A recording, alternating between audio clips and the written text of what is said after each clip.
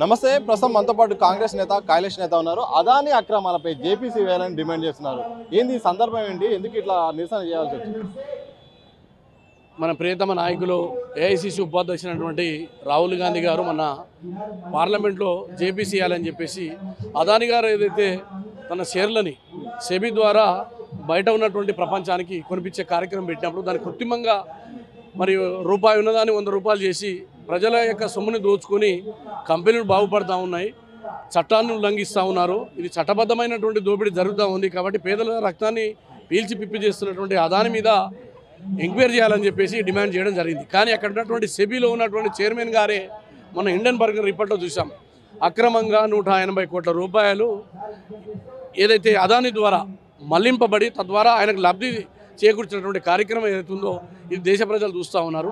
అంటే సమాజంలో ఉండబడేటువంటి అణగారిన వర్గాల యొక్క రక్తమాంసాలతో కట్టబడుతున్నటువంటి ఈ పన్నులని, డబ్బులని, మరి షేర్ మార్కెట్లో పెడుతున్నటువంటి ఈ సొమ్ముని మొత్తం కూడా కేవలం అదానికి మళ్లించడం ద్వారా, అదానికి లబ్ధి చేకూర్చడం ద్వారా నరేంద్ర మోడీ గారు కార్పొరేట్ శక్తులకు ఈ పేద ప్రజల యొక్క సొమ్ముని దోచిపెడుతున్న తీరుని కాబట్టి పేదల పక్షపాతిగా నిలబడ్డటువంటి రాహుల్ గాంధీ గారు ఇవాళ ఈడీ అనేటువంటి ఏదైతే ఉందో ఈ ఈడీ కూడా ఎంక్వైరీ చేయాలి. తద్వారా ఎవరెవరైతే దోపిడీదారులు ఉన్నారో, ఎవరైతే కార్పొరేట్ సెక్టార్కు పేద ప్రజల సొమ్ము దోచిపెట్టబడదో సెబీలో చైర్మన్గా ఉండి మీరు అక్రమైన పద్ధతిలో అంటే క్విడ్ ప్రోకో జరుగుతూ ఉంది, డబ్బులు ఒక చేతితో తీసుకొని మరో చేతితోటి వాళ్ళకి లబ్ధి చేయించే కార్యక్రమాన్ని రాహుల్ గాంధీ గారు ఇప్పటికే డిమాండ్ చేసినారు. ఆ డిమాండ్ని ఇవాళ మేము తప్పకుండా ఈడీ కార్యాలయం ముందు ధర్నా కార్యక్రమం చేపట్టాం. గౌరవ ముఖ్యమంత్రి రేవంత్ రెడ్డి గారు హాజరు కాబోతున్నారు. ఒకవైపు మీరు ఈ నిరసన చేస్తుంటే మరోవైపు రాష్ట్ర వ్యాప్తంగా బీఆర్ఎస్ పార్టీ మాత్రం రైతు ధర్నా చేపడుతుంది. పూర్తి స్థాయిలో రుణమాఫీ అమలు చేయట్లేదు, సీఎం మాట తప్పాడంటూ గుళ్ళకే వెళ్ళి అక్కడ సీఎం పైన ఎలాంటి పాపం దాక్కుంటా అని చెప్పి అయ్యగారితో పూజలు చేస్తున్నారు. ఏం చెప్తారు? వాస్తవంగా హరీష్ రావు గారు కానీ, కేసీఆర్ కానీ, అదేవిధంగా కేటీఆర్, కవిత ఈ రాష్ట్రంలో ఉండబడిన పేదల యొక్క సొమ్మును దోచుకొని పాపం చేసిరు. వాళ్ళు లక్షలాది మంది యొక్క రైతుల యొక్క ఉసురు దాకే మీ ప్రభుత్వం పడిపోయింది. 8 నుంచి 9 వేల మంది రైతులు 10 సంవత్సరాల కాలంలో చనిపోయిన సంగతి నేను గుర్తు చేస్తున్నా. 150 నుంచి 200 మంది నిరుద్యోగులు చచ్చిపోయినరు. అదేవిధంగా బడుగు బలహీన వర్గాల యొక్క భూములను అసైన్డ్ భూములు గుంజుకొని ధరణి పేరుతోటి కోటీశ్వరులుగా కోటీశ్వరులుగా రబ్బర్ చెప్పులు లేని మీరు అనేక కోట్లు దోచుకుర్రు. కాబట్టి ఆ పాపాన్ని కడుక్కోవడానికి లక్ష్మీనరసింహస్వామి దగ్గర పోయినని నేను అనుకుంటున్నా. పాపం మొన్న మా వదిన చెప్పినట్టుంది హరీష్ అన్న మిస్సెస్, అయ్యా మనం ఇన్ని కోట్లు దోచుకున్నాం, మరి ఎట్లా ముసలోడు అయితే మననైతే ఏదో మరి బిడ్డ జైలుకి పోయింది, మనకు కూడా ఏదైనా పాపం తాకుతుంది, ఈ పాపంలో నాకు భాగస్వామ్యం ఉంది కాబట్టి మా వదిన బదిలాడితే ఇప్పుడు శ్రావణ మాసంలో తను చేసినటువంటి తప్పులని అంటే దళితులకు 3 ఎకరాలు ఇస్తా, ఆ తర్వాత ఇంటింటికో ఉద్యోగం ఇస్తా, అనేకమైనటువంటి తప్పుడు కార్యక్రమాలతో రాష్ట్రంలో అధికారంలోకి వచ్చినాం.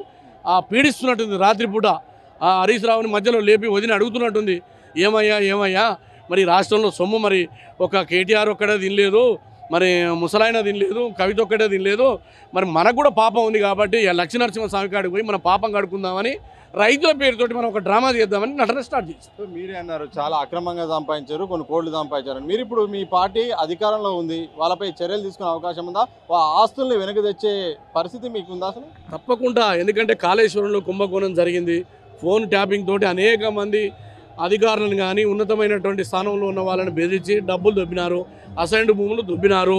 రాష్ట్రంలో ఇంటర్మీడియట్లో కుంభకోణం జరిగింది, మిషన్ కాకతీయలో కుంభకోణం, మిషన్ భగీరథలో కుంభకోణం, హైదరాబాద్ చుట్టుముట్టు వేలాది ఎకరాలు దోచుకున్నటువంటి వీళ్ళ యొక్క పాపం పండింది. కాబట్టి 100కు 100% మా యొక్క ప్రభుత్వం రేవంత్ రెడ్డి గారి నాయకత్వంలో వచ్చిన నాటి నుంచే మేము శ్వేతపత్రాలు విడుదల చేసినాం. 7.5 లక్షల కోట్లు ఈ రాష్ట్రాన్ని దోచుకున్నారు, అప్పుల పాలు చేసినారు. ఇందు గలడందు సందేహం అనడు, ఎందెందు వెతికిన అవినీతే ఉంది. కేసీఆర్ యొక్క పాలనలో వీళ్ళందరికీ పాపం తలా పిడికాడు, వీళ్ళందరూ కూడా జైలుకు పోతారు. కేటీఆర్ పోతాడు, ఇప్పటికే కవిత పోయింది, మళ్ళీ కేసీఆర్ పోతాడు, నెక్స్ట్ హరీష్ రావు యొక్క వరుస క్రమంలో ఉంది. కాబట్టి ఉలిక్కి పడుతూ రైతులని ముందలేసుకొని మొసలి కన్నీరు గారుస్తూ ఉన్నారు. రైతుల ముందరేసుకొని మొసలి కన్నీరు గారుస్తుంది బీఆర్ఎస్. గతంలో చేసిన పాపాలు కడుక్కోవడానికే గుడికెళ్ళి వాళ్ళ యొక్క పాపాలను కడిగే ప్రయత్నం చేస్తున్నారు.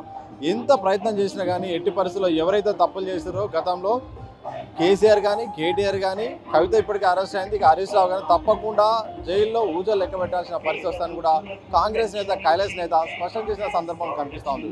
కెమెరా పర్సన్ సంతోష్తో సత్యదీష్ టీవీ, హైదరాబాద్.